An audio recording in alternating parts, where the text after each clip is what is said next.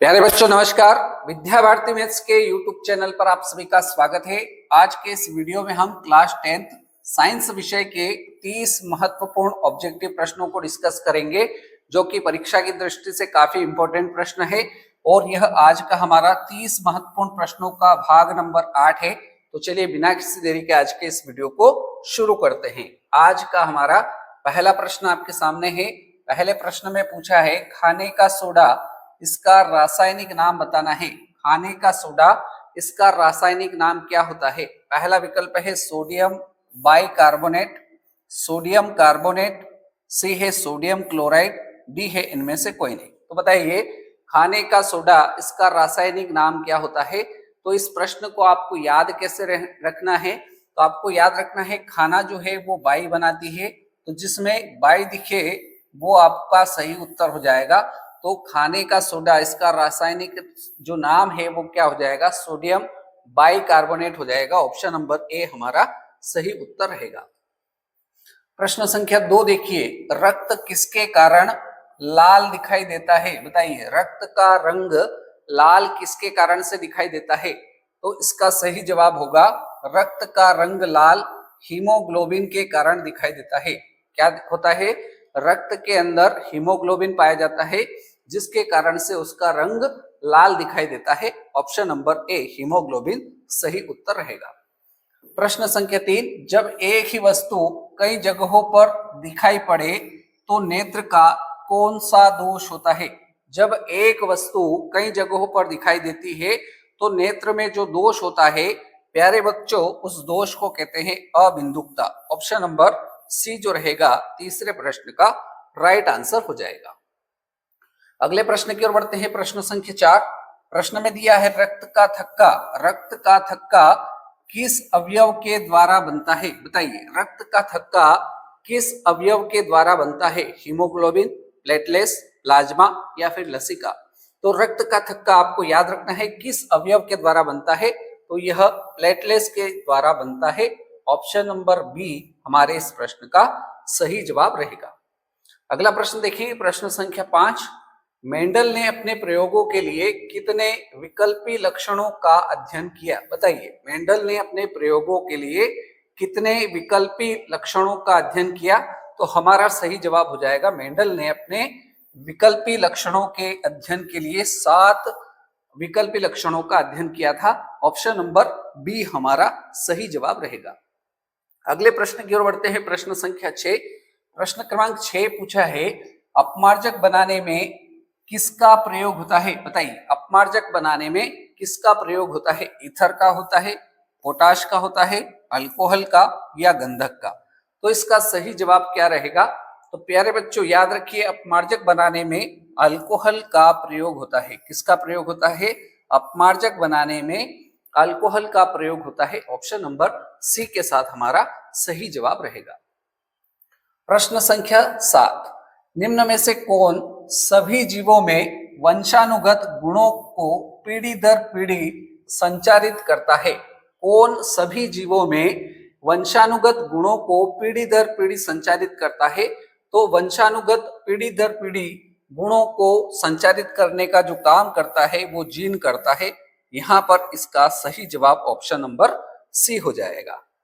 अगले प्रश्न की ओर बढ़ते हैं। प्रश्न संख्या 8, प्रश्न में पूछा है कांच और हवा में सघन माध्यम कौन सा है? बताइए कांच और हवा में सघन माध्यम कौन सा है? तो कांच और हवा में से सघन माध्यम कांच है। यहाँ पर 8वें प्रश्न का सही उत्तर ऑप्शन ए रहेगा। अगला प्रश्न बहुत बार एग्जाम में पूछा है, स्टार लगाइए इस प्रश्न पर, पुरुषों का लिंग गुणसूत्र कौन सा होता है? बताइए पुरुषों का लिंग गुणसूत्र क्या होता है? तो आपको याद रखना है कि पुरुषों का जो लिंग गुणसूत्र होता है वो XY होता है, अर्थात इस प्रश्न का ऑप्शन बी सही जवाब रहेगा। अगले प्रश्न की ओर बढ़ते हैं। प्रश्न संख्या 10 आपके सामने है, किस प्रतिबिंब को पर्दे पर नहीं उतारा जा सकता है? बताइए ऐसा कौन सा प्रतिबिंब है जिसे पर्दे पर प्राप्त नहीं किया जा सकता है? तो हमारा सही जवाब होगा जो काल्पनिक प्रतिबिंब होता है प्यारे बच्चों, इसको पर्दे पर नहीं उतारा जा सकता है।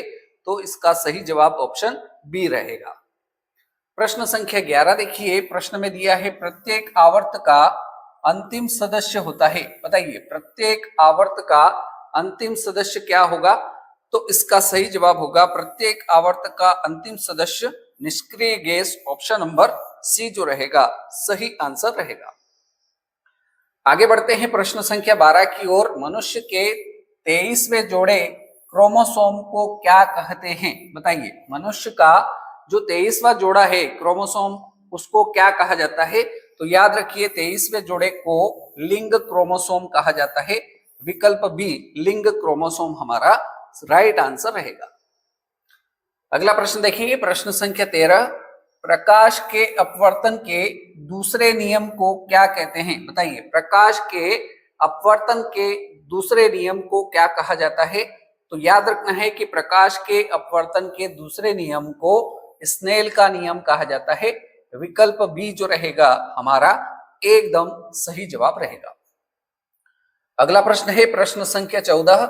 मेंडलीव के आवर्त नियम के अनुसार तत्वों के गुणधर्म किसके आवर्ती फलन होते हैं? बताइए मेंडलीव के आवर्त नियम के अनुसार तत्वों के गुणधर्म किसके आवर्ती फलन होते हैं? तो मेंडलीव के आवर्त नियम के अनुसार तत्वों के गुणधर्म परमाणु संख्या के आवर्ती फलन होते हैं। तो इस प्रश्न का सही जवाब परमाणु द्रव्यमान रहेगा। प्रश्न संख्या 15 बहुत ही सिंपल प्रश्न है। मनुष्यों में कितने जोड़ी गुणसूत्र पाए जाते हैं? बताइए मनुष्यों में कितने जोड़ी गुणसूत्र पाए जाते हैं? तो आपका जवाब होगा मनुष्यों में 23 जोड़ी गुणसूत्र पाए जाते हैं। प्रश्न संख्या 15 का ऑप्शन सी राइट आंसर रहेगा। प्रश्न संख्या 16 देखिए, प्रकाश किसका रूप है? बताइए प्रकाश किसका रूप है? धारा का है, ऊर्जा का रूप है, शक्ति का रूप है, या इनमें से कोई नहीं? तो हमारा सही जवाब क्या रहेगा? तो आपको याद रखना है प्रकाश किसका रूप है।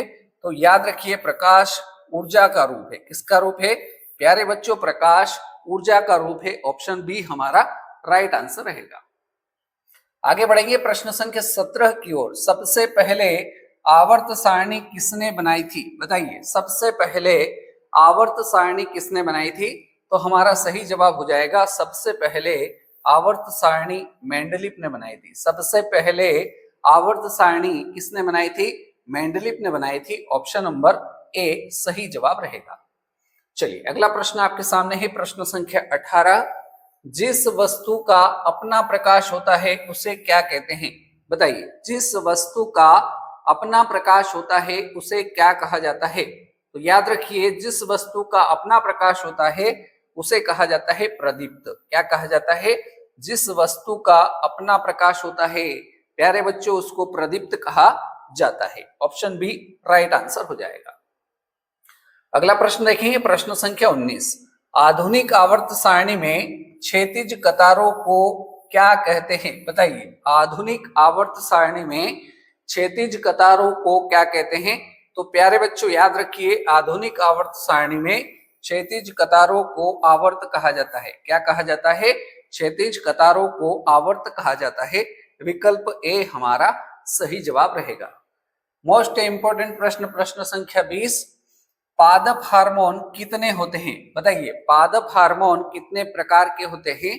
तो इसका सही जवाब क्या होगा? पादप हार्मोन 2 प्रकार के होते हैं, 3 के होते हैं, 5 प्रकार के, या फिर 6 प्रकार के? तो बताइए इसका सही जवाब क्या रहेगा? तो याद रखिए पादप हार्मोन जो होते हैं यह 5 प्रकार के होते हैं। पादप हार्मोन 5 प्रकार के आपको याद रखना है। ऑप्शन नंबर सी के साथ इसका सही जवाब रहेगा। प्रश्न संख्या 21 देखिए, प्रश्न में दिया है यदि आपतन कोण का मान 60 डिग्री हो तो परावर्तन कोण का मान कितने डिग्री का होगा? बताइए यदि आपतन कोण का मान दिया है 60 डिग्री तो पूछा है कि परावर्तन कोण का मान कितना होगा? 60 डिग्री होगा, 45 डिग्री होगा, 20 डिग्री होगा, या फिर 90 डिग्री होगा? तो प्यारे बच्चों हमको एक चीज याद रखना है कि आपतन कोण का मान सदैव परावर्तन कोण के मान के बराबर होता है। अर्थात आपतन कोण का मान यदि 60 डिग्री है तो हम बड़ी आसानी से बता सकते हैं कि परावर्तन कोण का मान भी 60 डिग्री होगा। Option number A 60 degree right answer रहेगा। क्लियर है? चलिए अगले प्रश्न की ओर बढ़ते हैं। प्रश्न संख्या 22। प्रश्न संख्या 22 है, शरीर की सबसे लंबी कोशिका, शरीर की सबसे लंबी कोशिका कौन सी होती है? बताइए, शरीर की सबसे लंबी कोशिका कौन सी होती है? तो याद रखना है प्यारे बच्चों, शरीर की सबसे लंबी कोशिका तंत्रिका कोशिका होती है। कौन सी कोशिका होती है? तो शरीर की सबसे लंबी कोशिका तंत्रिका कोशिका होती है। विकल्प ए हमारा सही जवाब रहेगा। प्रश्न संख्या 23। प्रश्न में दिया है, दर्पण की लंबाई को क्या कहते हैं? बताइए, दर्पण की जो लंबाई होती है उसे क्या कहा जाता है? तो आपको याद रखना है कि दर्पण की लंबाई को द्वारक कहा जाता है। क्या कहा जाता है? दर्पण की लंबाई को द्वारक कहते हैं। ऑप्शन ए के साथ हमारा सही जवाब रहेगा।